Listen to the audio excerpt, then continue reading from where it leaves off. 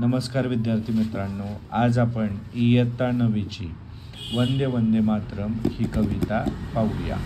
1, 2, 3 start.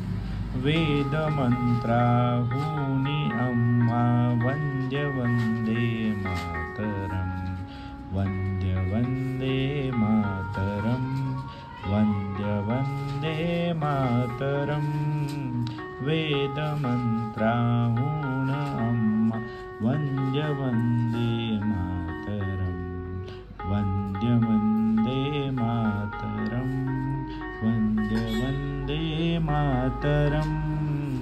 माऊलीच्या मुक्ततेचा यज्ञ झाला भारती, त्यात लाखो वीर देती जीवितांच्या आहुती.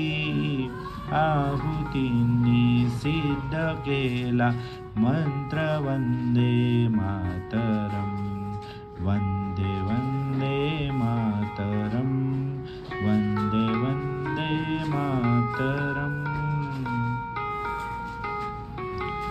वेदवातून आम्हा वंदे वंदे वंदे मातरम, वंदे वंदे मातरम, वंदे वंदे मातरम.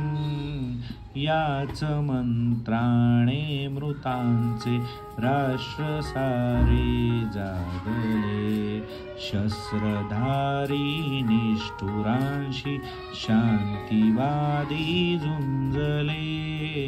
शस्त्रहीना एक लाभो शस्त्र वंदे मातरम, वंदे वंदे मातरम, वंदे वंदे मातरम. वेद मंत्राहुनी अम्मा वंदे वंदे मातरम, वंदे वंदे मातरम, वंदे वंदे मातरम. निर्मिला हा मंत्र ज्यांनी आचिरीला झुंजुने, ते हुतात्मे देव झाले स्वर्गलोकी जाऊनी.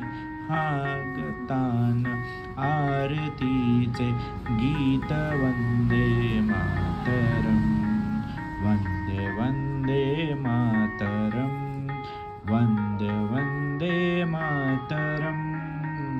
वेद्य मंत्राहुनी अम्मा वंदे वंदे मातरम, वंदे वंदे मातरम, वंदे वंदे मातरम.